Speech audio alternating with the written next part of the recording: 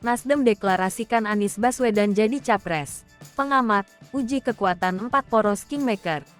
Partai Nasdem mendukung Anies Baswedan untuk mencalonkan diri sebagai calon presiden di Pilpres 2024. Direktur Eksekutif SCL Taktika Consulting, Iqbal Temi, menilai pemberian dukungan untuk pencalonan Anies Baswedan itu sebagai uji kekuatan 4 poros Kingmaker.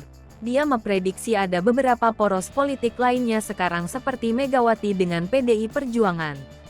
Kemudian, Prabowo sebagai capres sekaligus Kingmaker poros Gerindra PKB.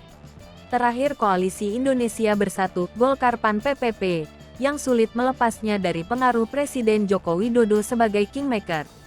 Dengan dinamika politik saat ini, tarikan akhir peta koalisi akhir sesungguhnya sangat tergantung dari tarik-menarik deal di antara tokoh-tokoh tersebut. Iqbal menyebut bukannya tanpa alasan akhirnya Nasdem memilih mengusung Anies. Dari 3 capres yang direkomendasikan Rakernas Nasdem, tentu yang paling prospektif memang Anies Baswedan. Dari sisi elektabilitas, Anies selalu berada top 3 dalam temuan-temuan survei politik selama ini. Di saat yang sama, tambah Iqbal, Anies bukan milik partai politik lain yang rawan memantik persinggungan politik dengan partai tempatnya bernaung jika kemudian dideklarasikan jadi capres Nasdem.